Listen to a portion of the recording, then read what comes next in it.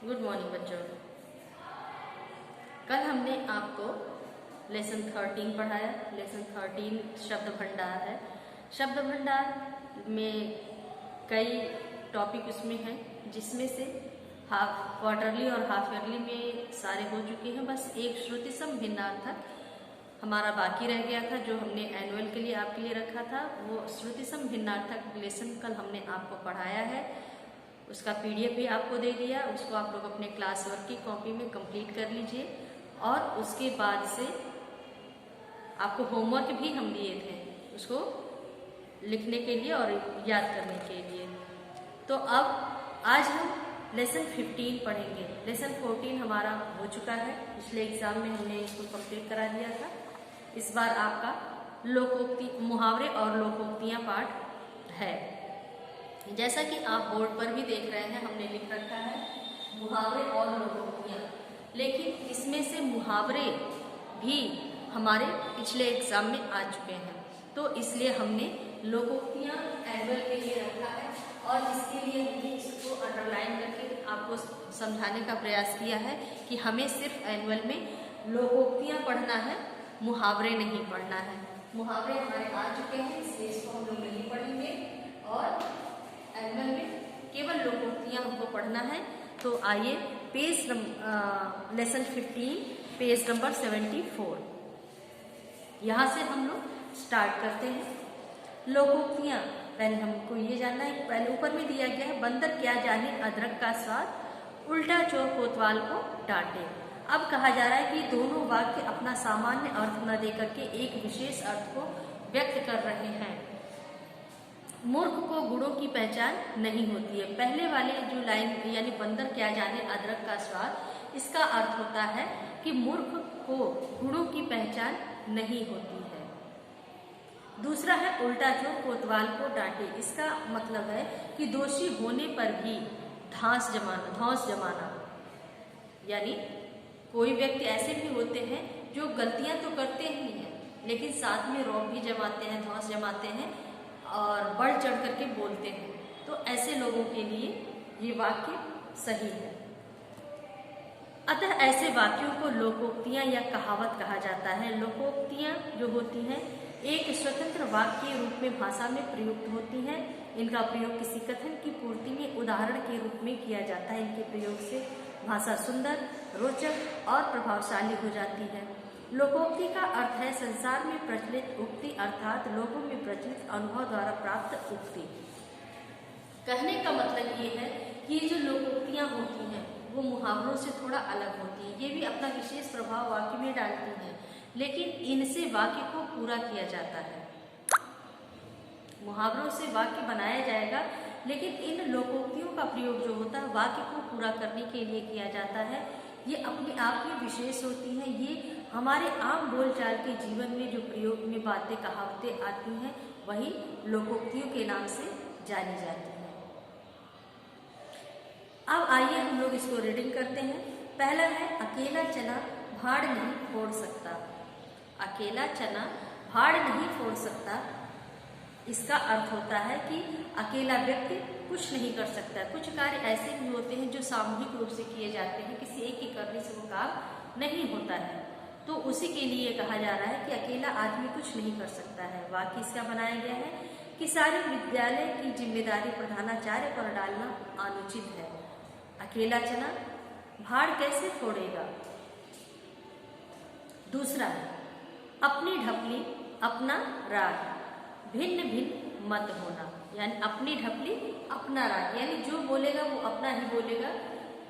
ये उसी बात को यहाँ पे कहा जाएगा कि अगर कई लोग हैं तो उन कई लोगों की मत यानी विचार जो है, उनकी सोच जो है वो अलग अलग होगी। वाक्य बनाया गया है कि चुनाव प्रचार के समय हर दल अपनी ढपली अपना राग अलापते हैं। तीसरा है अंधी पीसे कुत्ता खाए। अर्थ है इसका मेहनत करे कोई, लाभ उठाए कोई। वाक्य बनाया गया है कि रामलाल सारा दिन मेहनत करता है और उसका भाई सारा पैसा ले जाता है। यह तो वही बात हुई, अंधी पीसे कुत्ता खाए। चौथा लोकोक्ति है हमारा आ बैल मुझे मार। यानी इसका अर्थ होता है जानबूझकर आफत मोल लेना। वाक्य बनाया गया है इसका। बच्चों को समझाया क्या कि वे तो मेरे पीछे ही पड़ गए। इसे कहते हैं आ बैल मुझे मार। पांचवा लोकोक्ति है आम के आम गुठलियों के दाम, यानी दोहरा लाभ उठाना। वाक्य है हरिद्वार जाऊंगी तो गंगा जी नहा लूंगी और मंदिरों के दर्शन भी कर लूंगी। यह हुई ना आम के आम गुठलियों के दाम वाली बात। कहने का तात्पर्य है एक काम करने गए और उसके साथ दूसरा कार्य भी अगर आपका संपन्न हो जाता है तो उसके लिए ये लोकोक्ति सटीक है। नंबर 6 पर है ऊंची दुकान फीके पकवान। कहने का अर्थ होता है केवल बाहरी आडंबर, अंदर से कुछ और ही। यानी बाहर से बहुत अच्छा रंगाई पुताई हुई और अंदर जाने पर कुछ ढंग का कुछ मिले ही ना, तो उसके लिए है कि केवल बाहरी रूप से आडंबर दिखाया गया, बाहरी रौनक दिखाई गई है, लेकिन अंदर से खाली। सोनम मिष्ठान भंडार का नाम सोनम मिष्ठान भंडार का बहुत नाम है, परंतु उस दुकान की मिठाई खाकर तो यह ऊंची दुकान फीके पकवान लगी। 7वां कंगाली में आटा गीला, यानी गरीबी में और हानि। वाक्य है रामलाल अपना गुजर बसर बड़ी मुश्किल से कर पाता है, उसके यहाँ कुछ मेहमान आ गए। इसे कहते हैं कंगाली में आटा गीला होना। 8वां खरबूजे को देखकर खरबूजा रंग बदलता है। अर्थ है इसका किसी को देखकर उसकी नकल करने का प्रयास करना। वाक्य बनाया गया है देखो श्याम, तुम्हारे बेटे के साथ रहकर मेरा बेटा भी बिगड़ रहा है। ठीक ही कहा है कि खरबूज को देखकर खरबूजा रंग बदलता है। अगले पेज पर हम लोग आते हैं। 9वां हमारा लोकोक्ति है खोदा पहाड़ निकली चूहिया, यानी इसका अर्थ होता है कि अधिक परिश्रम करने पर थोड़ा लाभ होना, यानी कम लाभ होना। वाक्य है इसका कीर्ति के दिन रात पढ़ने पर भी वह तृतीय श्रेणी में पास हुई।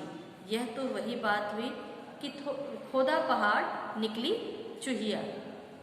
10वें पर है गेहूं के साथ घुन का पिस जाना। अर्थ है इसका दोषी के साथ निर्दोषों को भी सजा मिलना। वाक्य है पुलिस द्वारा लाठीचार्ज करने पर आम जनता को भी मार खानी पड़ती है। इसे कहते हैं गेहूं के साथ घुन का पिस जाना। नंबर 11 पर है घर की मुर्गी दाल बराबर। अर्थ है इसका आसानी से प्राप्त हुई वस्तु का कोई मूल्य नहीं होना। जैसा कि आप लोग भी करते हैं ये काम। वाक्य है इसका रमेश की पत्नी कितना भी अच्छा खाना बनाए पर उसे तो बाहर का ही खाना भाता है। सच ही है घर की मुर्गी दाल बराबर। ये आप लोगों के लिए सही है ना, क्योंकि मम्मी कितना भी अच्छा खाना बना दे लेकिन मार्केट का पिज्जा ही भाएगा। अगला नंबर 12 चोर की दाढ़ी में तिनका। दोषी व्यक्ति को हमेशा भय रहता है। वाक्य है इसका नौकर को मुंह छिपाते देख श्याम समझ गया कि चोर की दाढ़ी में तिनका है। नंबर 13 यानी 13 पर है छोटा मुंह बड़ी बात, अपनी योग्यता से बढ़कर बात कहना। वाक्य है परशुराम ने लक्ष्मण से कहा हे राजकुमार संभल कर बोलो, छोटा मुंह बड़ी बात शोभा नहीं देती। नंबर 14 पर आते हैं जल में रहकर मगर से बैर। अर्थात अर्थ है इसका जिसके अधीन रहे उससे बैर रखना ठीक नहीं। वाक्य है ऑफिस में साहब के साथ दुश्मनी ठीक नहीं। जल में रहकर मगर से बैर नहीं किया जाता। नंबर 15 पर है दूर के ढोल सुहावने, यानी अर्थ है इसका दूर से सब भला लगता है लेकिन पास जाने पर कर्कश हो जाती है बात। वही चीज यहाँ पे कही जा रही है कि परदेश में जाकर हमीदा ने जब अपने बेटे बहू का रूखापन देखा तो वह कहने लगी कि दूर दूर के ढोल सुहावने होते हैं। 16 नंबर पे आते हैं, ऊंट के मुंह में जीरा। अर्थ है इसका खाने को बहुत कम मिलना। वाक्य है खली को केवल 2 रोटी, यह तो उसके लिए ऊंट के मुंह में जीरे के समान है। नंबर 17, ये हमारा आखिरी वाक्य और लोकोक्ति है, जैसी करनी वैसी भरनी। अर्थ है कार्य के अनुरूप ही फल मिलना। वाक्य है इसका विद्या ने सारा वक्त तो टीवी देखने में बिता दिया, जब परीक्षा फल आया तो वह रोने लगी, इसलिए कहते हैं जैसी करनी वैसी भरनी। तो यहाँ तक का ये हमारा लोकोक्ति जो बुक में दिया था वो पूरा हो गया। इसके बाद विशेष में आपका 2 विशेष है। पहला तो मुहावरे से था, जो हम आपको इसके पहले भी समझा चुके हैं कि मुहावरों का वाक्य प्रयोग करने से ही उनका सही अर्थ समझ में आता है। लेकिन दूसरा है लोकोक्ति। लोकोक्ति लोगों के द्वारा अनुभव से द्वारा प्राप्त हुई है, यानी जो हमारे पहले के लोग हो चुके हैं वो कार्य के अनुरूप ही वो बोलते थे और वही उनका अनुभव कहलाता था, और अनुभव के द्वारा उनका कहा हुआ ही आज हम लोग लोकोक्तियों के रूप में पढ़ रहे हैं। तीसरा है लोकोक्ति अपने आप में पूर्ण होती है, जबकि मुहावरों का वाक्य में प्रयोग किया जाता है। यानी मुहावरे जो होते हैं उनको जब तक आप वाक्य के रूप में नहीं समझाएंगे तब तक वो आसानी से समझ में नहीं आती है। लेकिन ये जो लोकोक्तियाँ होती हैं वो अपने आप में ही पूर्ण होती हैं। अगर इनका वाक्य बनाकर कहा जाए तो भी ठीक है, और बिना वाक्य के ही अगर लोकोक्ति कही जाए तब भी वो स्पष्ट होती है। तो अब आते हैं इसके अभ्यास की ओर। अभ्यास में आप देखेंगे, अगले पेज पर आते हैं। अभ्यास में लोकोक्ति से आप क्या समझते हैं स्पष्ट कीजिए। इसका केवल एक ही प्रश्न इसमें दिया गया। मुहावरे आपका कंप्लीट हो चुका है क्वार्टरली हाफ ईयरली एग्जाम में। लोकोक्ति का परिभाषा आपको बुक से देख करके लिखना है। हम इसका PDF तो वैसे देंगे ही। लोकोक्ति का अर्थ है संसार में प्रचलित उक्ति, अर्थात लोगों में प्रचलित अनुभव द्वारा प्राप्त उक्ति। इसके बाद इसको स्पष्ट करने के लिए कहा जा रहा है। तो स्पष्ट करने के लिए 1 से लेकर 17 के बीच का कोई भी एक लोकोक्ति, उसका अर्थ और वाक्य देना होगा। इसके बाद दूसरा और तीसरा। दूसरा आपका केवल मुहावरा है। तीसरे में आप देखेंगे चित्रों को पहचान कर सही मुहावरा व लोकोक्ति लिखिए। ये हम आपको क्लास में करा दिए थे, लेकिन अगर फिर भी कोई बच्चा अगर छूट गया है तो उसके लिए हम एक बार फिर से आपको ये कंप्लीट करा दे रहे हैं। पहले चित्र के नीचे आपको लिखना है अपने पैरों पर कुल्हाड़ी मारना। दूसरा चित्र है ढपली बजाने का, तो वहां पे आप लिखेंगे अपनी ढपली अपना राग। तीसरा है हृदय पर सांप लोटना। चौथा ईंट से ईंट बजाना, और 5वां है खोदा पहाड़ निकली चुहिया। इसके बाद आपका मेल करने का क्वेश्चन है जो कि मुहावरे से है, तो इसको हम लोग क्लास में कर चुके हैं। 5वीं एक्सरसाइज जो हमारी है वो है उचित लोकोक्तियों द्वारा वाक्य पूरा कीजिए। अब इसके बाद ऑप्शन के रूप में 4 ऑप्शन दिए गए हैं। पहला आम के आम गुठलियों के दाम, दूसरा खोदा पहाड़ निकली चुहिया, तीसरा आ बैल मुझे मार, और चौथा ऊंट के मुंह में जीरा। अब इसके बाद नीचे 4 वाक्य दिए गए हैं और वे अधूरे हैं। उनमें लाइनें छोड़ी गई हैं रेखांकित करने के लिए। उनको आपको खाली जगह को आपको ये ऊपर जो हमने ऑप्शन अभी आप ये पढ़े हैं, जो विकल्प हमने पढ़े हैं, उन्हीं में से आपको सही विकल्प चुन करके इन लोकोक्तियों के वाक्यों को पूरा करना है। तो पहला है ऑफिस की पूरी जिम्मेदारी लेकर मोहन फंस गया। यह तो वही बात हुई कि आ बैल मुझे मार। दूसरा MBA करके भी 1000 रुपए की नौकरी मिली। यह तो वही बात हुई कि खोदा पहाड़ निकली चुहिया। तीसरा ग शेर भर आटा और खाने वाले 10। यह तो वही बात हुई कि ऊंट के मुंह में जीरा। चौथा, हम परीक्षा देने गए, साथ ही मसूरी भी घूम आए, ठीक ही तो हुआ, आम के आम गुठलियों के दाम। तो यहाँ तक का ये हमारा बुक में जितना भी एक्सरसाइज था वो हमने आपको ओरल समझा दिया, और अब इसका PDF आपको देंगे तो वो आप लोग देख करके कॉपी में भी कंप्लीट कर लेंगे। वैसे ऐसा कुछ है नहीं खास, लेकिन जो भी था हमने आपको समझा भी दिया, आप चाहें तो ऐसे भी समझकर कर सकते हैं, लेकिन अगर कुछ डाउट हो तो PDF देख करके कर लीजिएगा। तो आज की बारी आती है होमवर्क की, आप लोग इसको नोट करिए। होमवर्क में आपको हम लोकोक्ति की जो परिभाषा है वो याद करने के लिए दे रहे हैं।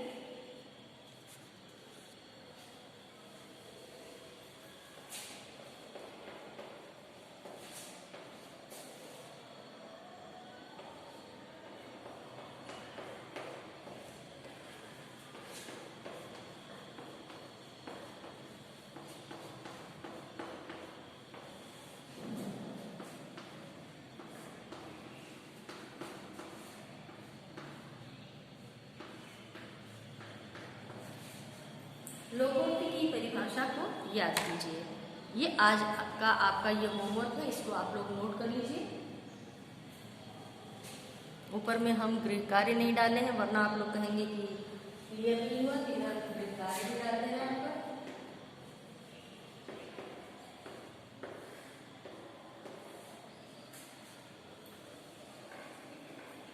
इसको आप लोग नोट करके अपनी कॉपी में कंप्लीट करते रहिए। तो आज की क्लास को हम यहीं पे समाप्त करते हैं।